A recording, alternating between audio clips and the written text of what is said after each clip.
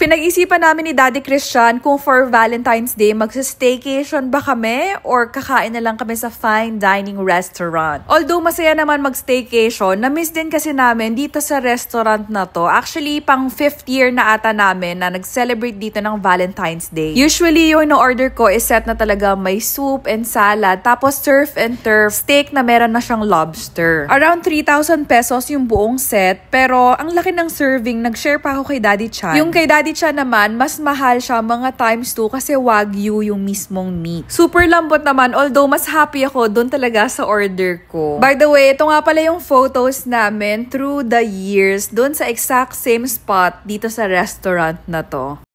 Nahulog yung biskwit. Andito tayo sa fine dining restaurant. Sumakses ka eh.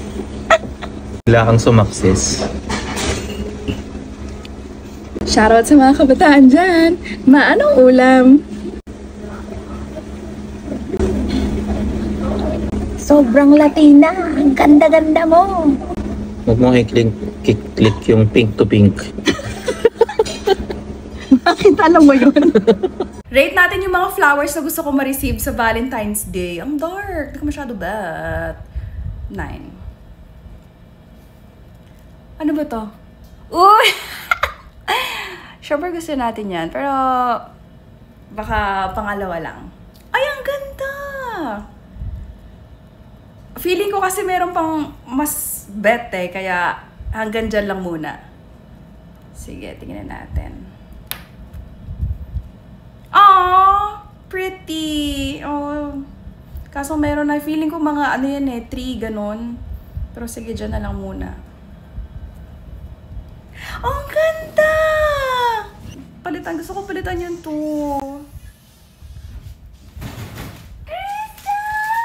Kaya pala hindi ko pinipili yung 1. Ito yung 1, guys! Happy Valentine! Thank you! May flowers din ba daw si Kitty? Syempre, every year meron. Yesterday pa talaga to binigay ni Daddy Christian and si Mama Lita meron din. Actually, dalawa. Isa galing sa amin ni Daddy Christian and yung isa sa mga kapatid ni Daddy Christian. Nung time pala na binigay yung flower kay Kitty, bagong gising lang siya niyan. Kaya parang medyo nonchalant yung reaction niya. Malamig pa yung makina. Aba, oh. You like it? Thank you. Happy Valentine's. Happy Valentine's. Smile! Wow, I love your flower. Antok pa yata eh. Ay, sus! Kiss and hug, Daddy! Anyway, ayun lamang for today. Aba. Oh, bakit pagilid yung ulo? Dito, pag ganon, ba't pag ganyan?